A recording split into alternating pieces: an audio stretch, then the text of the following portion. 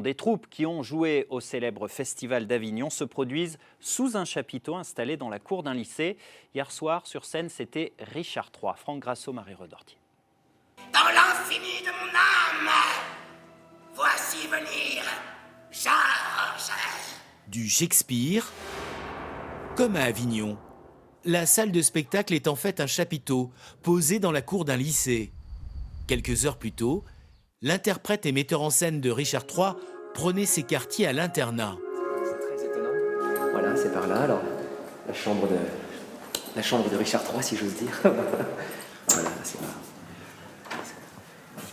Voilà, je me suis à peine installé. Vous redevenez étudiant, là? Mais en quelque sorte, oui, j'ai l'impression de revenir en arrière. C'est les conditions qui nous sont proposées parce que les moyens ne sont pas infinis.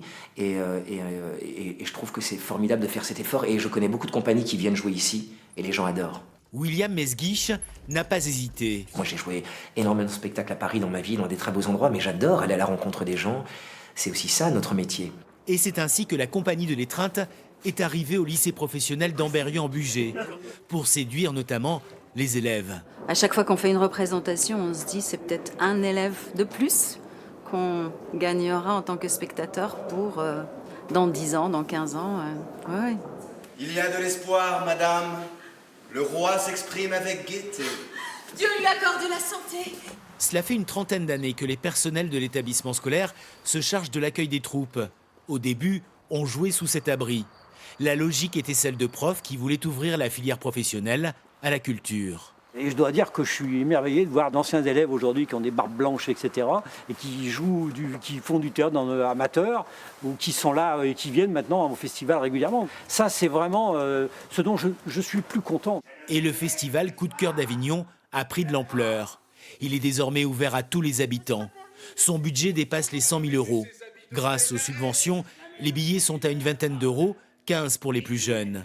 Ces lycéens découvrent un monde. C'est dur à regarder parce qu'on n'a pas trop l'habitude, mais en fait c'est un peu comme le cinéma. C'est un film mais en réel.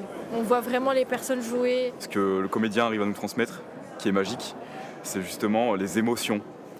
Arriver à reproduire les émotions et à nous les faire ressentir. Et ça c'est quelque chose d'exceptionnel. Shakespeare a fait ça le comble. Et Richard III, même sanguinaire, n'a pas manqué d'applaudissements. Ce soir, c'est au tour de Phèdre.